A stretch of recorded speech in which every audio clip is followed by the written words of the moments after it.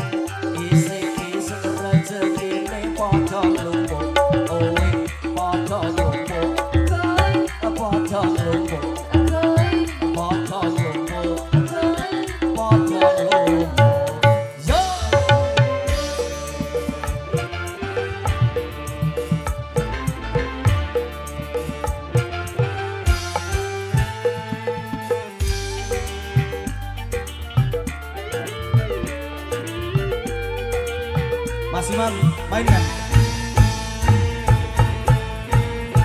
Aku iki tukang tambal ban, rezekine ring turut dalan.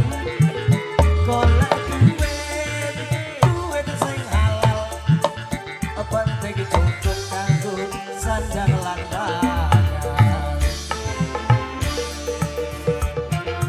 Ayo Bu, joget asik.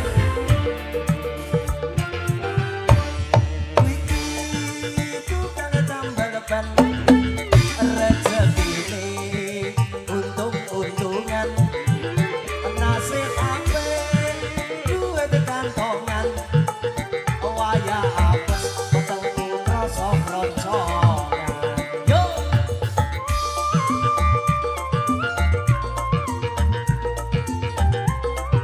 MS Pro Audio.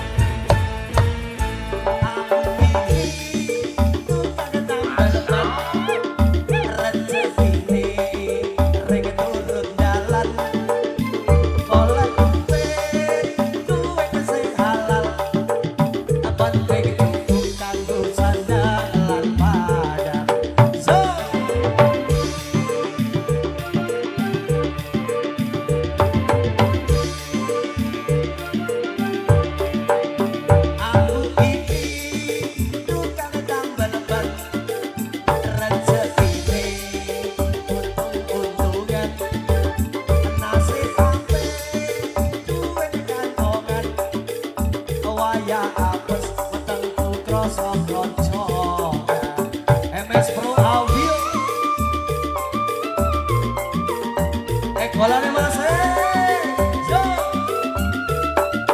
Oh oh oh.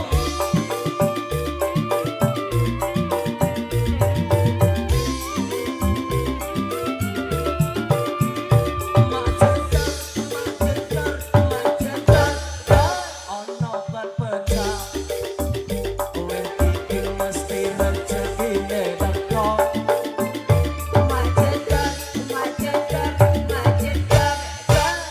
Pecah maneh isi-isi rezekine padha gembok padha gembok padha gembok padha gembok kowe padha